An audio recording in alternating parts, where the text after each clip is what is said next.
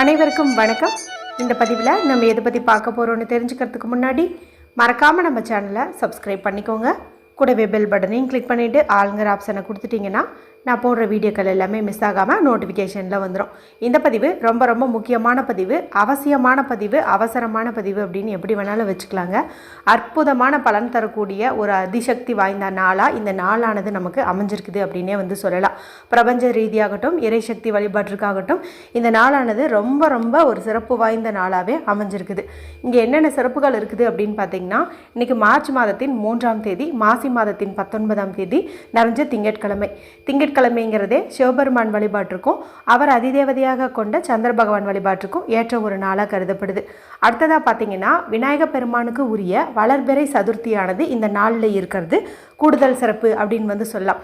அதுவும் சந்திரனுக்கு உரிய இந்த திங்கட்கிழமை நாளில் விநாயக பெருமானுக்கு உரிய இந்த சதுர்த்தி திதி வருது ரொம்ப ரொம்ப விசேஷமான சேர்க்கை அப்படின்னு சொல்லலாம்.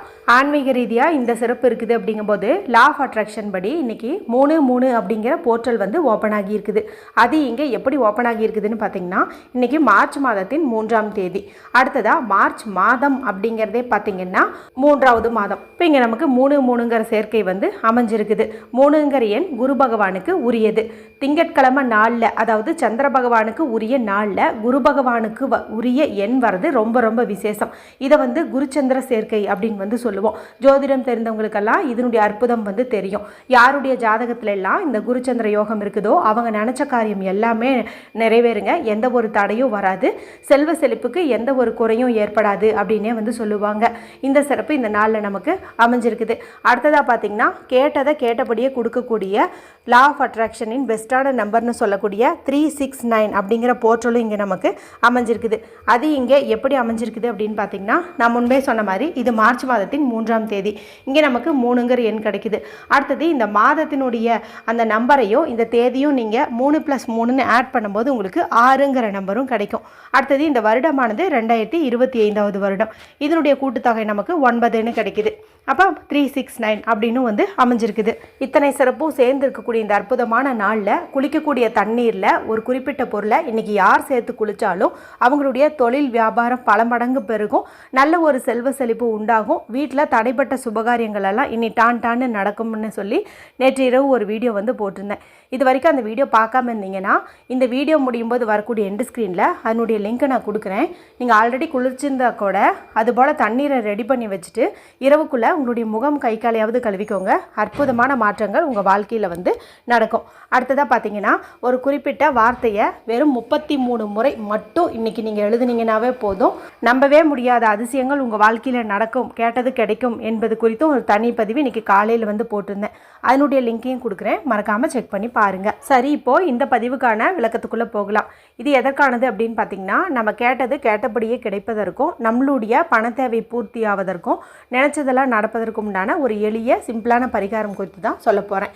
இது செய்யறதுக்கு எந்த ஒரு ரூல்ஸ் அண்ட் ரெஸ்ட்ரிக்ஷன்ஸுமே கிடையாது. அதனால் ஆண்கள் பெண்கள் யார் வேண்டுமானாலும் செய்யலாம். பெண்கள் இதை பீரியட்ஸ் டைம்லையும் தாராளமாக செய்யலாம். பிறப்பிறப்பு தீட்டு இருந்தாலும் தாராளமாக செய்யலாம். வீட்டில் அசைவம் செஞ்சுருந்தீங்க சாப்பிட்ருந்தீங்க அப்படின்னாலுமே தாராளமாக செய்யலாம். இதில் எந்த தவறுமே கிடையாது. இதுக்கு நமக்கு தேவையான பொருள் என்ன அப்படின்னு பார்த்தீங்கன்னா, ஒரே ஒரு டம்ளர் தண்ணீர் தேவைப்படுது. இந்த டம்ளரானது கண்ணாடியாக இருக்கலாம், பீங்கானாக இருக்கலாம், பிளாஸ்டிக்காக இருக்கலாம், சில்வராக இருக்கலாம். எதுவாக ஒன்று நீங்கள் எடுத்துக்கோங்க. இன்றைக்கி தண்ணீரை பயன்படுத்துவதற்கு நிறைய காரணம் இருக்குது. ஒன்று என்ன அப்படின்னு பார்த்தீங்கன்னா, தண்ணீர் நம்ம என்ன சொன்னாலும் அதை உட்கிரகிச்சிக்கக்கூடிய சக்தி கொண்டது. நம்மளுடைய எண்ணங்களை எல்லாம் நனவாக்கி கொடுக்கக்கூடிய சக்தி கொண்டது. அடுத்ததாக பார்த்தீங்கன்னா, இன்றைக்கி திங்கட்கிழமைங்கிறது சந்திரனுடைய வழிபாட்டுக்குரிய நாளாச்சா.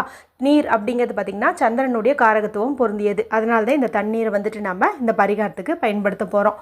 அடுத்து நமக்கு தேவைப்படுறது அப்படின்னு பார்த்தீங்கன்னா, உங்களுக்கு பணம் சம்மந்தப்பட்ட கோரிக்கைகள் மட்டும் இருக்குது. அதாவது எனக்கு பணம் மட்டும்தான் இப்போ பெரிய பிரச்சனை, அது ஒன்று சால்வாச்சுன்னா மீதியெல்லாம் நானே நிறைவேற்றிக்குவேன் அப்படின்னு நினச்சிங்கன்னா, நீங்கள் க்ரீன் கலரில் இங்க் வரக்கூடிய பேனா ஸ்கெட்ச் பென்சில் மார்க்கர் பயன்படுத்திக்கோங்க. பணம் மட்டும் இல்லை, மற்ற தேவைகளும் எனக்கு இருக்குது. திருமணமாகணும், குழந்தை பாக்கியம் கிடைக்கணும், சொந்த வீடு அமையணும், இடம் வாங்கணும், இது போல் வேறு ஏதாவது கோரிக்கைகள் இருக்குது அப்படிங்கும்போது அது நிறைவேறணும்னு நினச்சிங்கன்னா நீங்கள் சிவப்பு நிறத்தில் இங்க் வரக்கூடிய பேனா ஸ்கெட்ச் பென்சில் மார்க்கர் பயன்படுத்திக்கோங்க. இப்போ நான் பெஸ்ட்டான டைமிங் சொல்கிறேன் பாருங்கள். அந்த டைமுக்குள்ளார உங்களால் செய்ய முடியும் அப்படின்னா அந்த நேரத்தை வந்துட்டு நீங்கள் மிஸ் பண்ணாமல் பயன்படுத்திக்கோங்க. நீங்கள் இப்போ ஆஃபீஸில் இருந்தாலும் சரி, வீட்டில் இருந்தாலும் சரி, அந்த நேரம் வந்து ரொம்ப சிறப்பாக இருக்கும். முடிஞ்ச அளவுக்கு அதை உபயோகிக்க பாருங்கள். இல்லை அப்படின்னா வேணால் இன்றைக்கி இரவு 12 மணிக்குள்ளே இதே மெத்தடை நீங்கள் ட்ரை பண்ணுங்கள். நிச்சயம் நீங்கள் கேட்டது எல்லாமே வந்து நடக்கும். அது என்ன டைமிங் அப்படின்னு பார்த்தீங்கன்னா, இன்று மதியம் வரக்கூடிய 3 மணியிலிருந்து 3:59 நிமிடங்களுக்கு இடையே உள்ள அந்த 59 நிமிடம் அந்த டைமில் வந்துட்டு நீங்கள் செய்யலாம். அல்லது என்னால் கரெக்டாக பண்ண முடியும் அப்படின்னு நினைக்கிறவங்க மட்டும் 3:33 நிமிடங்கள்லேருந்து 34 நிமிடம், அதாவது 1 நிமிஷம், அந்த 1 நிமிஷத்துக்குள்ளார இதனால் செய்ய முடியும்னு நினச்சிங்கன்னா அந்த டைமை வந்துட்டு நீங்கள் பயன்படுத்திக்கோங்க. இது ரெண்டையும் ஃபாலோ பண்ண முடியாத சூழ்நிலையில் இருக்கிறவங்க மட்டும் இரவு 12 மணிக்குள்ளார இதே டெக்னிக்கே வந்துட்டு நீங்கள் பயன்படுத்திக்கோங்க. இப்போ வந்துட்டு நம்ம ஒரு பேனாய் எடுத்துக்கிட்டோம், அடுத்தது தண்ணீர் வந்து எடுத்துக்கிட்டோம். குடிக்கிற தண்ணீராக இருக்கிறது அவசியம். இந்த மாதிரி வந்து பண்ணிக்கோங்க. இப்போ ஆஃபீஸில் இருக்கும்போது இந்த வீடியோ பார்க்குறீங்க அப்படிங்கும்போது நீங்கள் ஆல்ரெடி பாட்டிலில் தண்ணீர் கொண்டு போயிருப்பீங்க இல்லையா, அதையே வந்துட்டு இந்த டெக்னிக்கு நீங்கள் பயன்படுத்திக்கலாம். அடுத்தது வீட்டில் இருக்கிறவங்களா இருந்தீங்க அப்படிங்கும்போது நல்ல நிலையில் இருக்கக்கூடிய ஒரே ஒரு பிரியாணி இலை வந்து எடுத்துக்கோங்க. இந்த பிரியாணி இலை அப்படிங்கிறது நம்ம நினச்சதை நடச்சபடி நடத்தி தரக்கூடிய சக்தி கொண்டது. எங்கள் வீட்டில் பிரியாணி இலை இல்லை அப்படின்னு நினைக்கிறவங்க, நாங்கள் இப்போ ஆஃபீஸில் இருக்கிறோம், எங்களுக்கு பிரியாணி இலை கிடைக்காது அப்படின்னு நினைக்கிறவங்க, எந்த ஒரு கோடுகளும் இல்லாத பியூரான அன்ரூல்டு ஒயிட் ஷீட் வந்து எடுத்துக்கோங்க. சின்னதாக எடுத்துக்கிட்டீங்க அப்படின்னா கூட போதும். இப்போ நான் சொன்ன அந்த நேரத்தில் நீங்கள் வந்துட்டு வீட்டில் அமைதியான இடத்துல உட்காந்துக்கோங்க. யாருக்கிட்டையும் பேசாதீங்க, டிவி பார்க்காதீங்க, மொபைல் பார்க்காதீங்க. மனசை நல்லா ரிலாக்ஸ் பண்ணிக்கோங்க. இந்த நேரத்தில் உங்கள் மனசில் எந்த ஒரு குழப்பங்களும் கவலைகளும் இருக்கக்கூடாது. மூச்சை நல்லா ஆழமாக இழுத்து விடுங்க. அதன் பிறகு நீங்கள் எடுத்து வச்ச பேப்பர்லேயோ அல்லது அந்த பிரியாணி இலையிலையோ என்ன கோரிக்கைக்காக இந்த மெத்தடை நீங்கள் செய்கிறீங்களோ அதை ஒரே வரியில் வர மாதிரி நீங்கள் எழுதுங்க.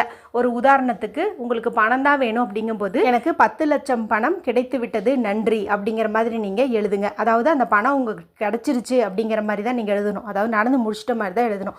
இது போல் எந்த கோரிக்கையாக இருந்தாலும் சரி, அது நடந்து முடிச்சிட்ட மாதிரி நீங்கள் ஒரு வரியில் வர மாதிரி எழுதிக்கோங்க.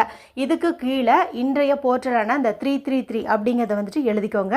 அதுக்கு கீழே 369 அப்படிங்கிற நம்பரையும் வந்துட்டு நீங்கள் எழுதிக்கோங்க. அடுத்ததாக என்ன பண்ணுறீங்கன்னா, உங்களுடைய 2 உள்ளங்கையும் நல்லா பரபரன்ட்டு தேய்ங்க. இதன் மூலமாக ஒரு வெதுவெதுப்பான சூடு பரவும். இந்த சூட்டை உங்களுடைய உச்சந்தலையிலையும் கண்கள்லையும் வந்துட்டு ஒத்தி எடுத்துக்கோங்க. அதன் பிறகு உங்களுடைய மணிக்கட்டு பகுதியில், இடது கையினுடைய அந்த ரிஸ்ட் பகுதியில் ஒரு எனர்ஜி சர்க்கிள் வந்து போட்டுக்கோங்க, ஒரு வட்டம் வந்து போட்டுக்கோங்க. இதுக்குள்ளே 369 அப்படின்னு சொல்லி எழுதிட்டு நீங்கள் ஒரு கோரிக்கை எழுதுனீங்க இல்லையா, அந்த பிரியாணி இலையிலையோ அல்லது பேப்பர்லையோ அதை வந்து ஒரு வார்த்தையில் எழுதுங்க. இப்போ பணம் அப்படின்னு எழுதுங்க, இல்லைன்னா வேலை அப்படின்னு சொல்லி எழுதுங்க. இந்த மாதிரி வந்துட்டு நீங்கள் எழுதிக்கோங்க. இப்போ நான் சொன்ன மாதிரி நீங்கள் எல்லா ஏற்பாடையும் பண்ணிவிட்டு, இப்போ பேப்பர் வச்சுருந்தாலும் சரி, பிரியாணி இலை வச்சுருந்தாலும் சரி, அதை வந்துட்டு நீங்கள் உங்களுக்கு முன்னாடி வந்து வச்சுக்கோங்க. வச்சுட்டு இதுக்கு மேலே அந்த தண்ணீரை வந்துட்டு நீங்கள் வைங்க. கண்ணாடி டம்ளராக இருந்துச்சு அப்படிங்கும்போது நம்ம தண்ணிக்குள்ளே பார்க்கும்போது நம்ம எழுதுனது எல்லாமே நம்மளுக்கு வந்துட்டு தெரியும். அதனால் அதை எடுத்துக்கிறதுக்கு முயற்சி பண்ணுங்கள். அது இல்லைன்னா பரவாயில்ல, சில்வரையே வந்துட்டு நீங்கள் பயன்படுத்திக்கலாம். இப்படி வச்சுட்டு இப்போ கண்களை மூடி அந்த கோரிக்கையை நிறைவேறிட்ட மாதிரி நீங்கள் அப்படியே வந்துட்டு கற்பனை பண்ணுங்கள். நான் சொன்ன அந்த நேரம் வரைக்கும் நீங்கள் கற்பனை பண்ணாலும் சரி, இல்லை அந்த 1 நிமிஷம் சொன்னேன் இல்லையா, அது வரைக்கும் நீங்கள் கற்பனை பண்ணினாலும் சரி, இந்த மாதிரி வந்துட்டு நீங்கள் பண்ணிக்கோங்க. அப்போ இனம் புரியாத ஒரு சந்தோஷம் வந்து உங்கள் மனசில் வந்து பரவும். அதன் பிறகு நீங்கள் என்ன பண்ணுறீங்க அப்படின்னா, இந்த தண்ணீர் இருக்குது இல்லையா, இந்த தண்ணீரை எடுத்து கொஞ்சம் கொஞ்சமாக சிப் பண்ணி குடிங்க. அப்படியே எடுத்து மடக்குன்னு ஊற்றிக்கக்கூடாது. கொஞ்சம் கொஞ்சமாக டேஸ்ட் பண்ணி நம்ம அந்த எழுதுனதை வந்து அடைஞ்சிட்டோம், ரீச் பண்ணிட்டோம் அப்படிங்கிற மாதிரி ஒரு சந்தோஷத்தோட அதை கொஞ்சம் கொஞ்சமாக வந்துட்டு நீங்கள் குடிங்க. இப்படி குடிக்கும்போது பிரபஞ்சத்திற்கு நன்றி அப்படின்னு சொன்ன பிறகு குடிங்க. அடுத்து இந்த பிரியாணி இலையும் அந்த பேப்பரையும் என்ன பண்ணலாம் அப்படின்னு கேட்டிங்கன்னா, வீட்டில் இருக்கிறவங்க அந்த நிமிஷமே அதை நீங்கள் எரித்து சாம்பலாக்கி வீட்டுக்கு வெளியில் வந்து நின்று ஊதிட்டு பிரபஞ்சத்திற்கு நன்றின்னு சொல்லிடலாம். ஆஃபீஸில் இருக்கிறவங்க வீட்டுக்கு வந்த பிறகு எப்போ டைம் கிடைக்குதோ அப்போ வந்துட்டு நீங்கள் இதே போல் வந்து பண்ணிவிடுங்க.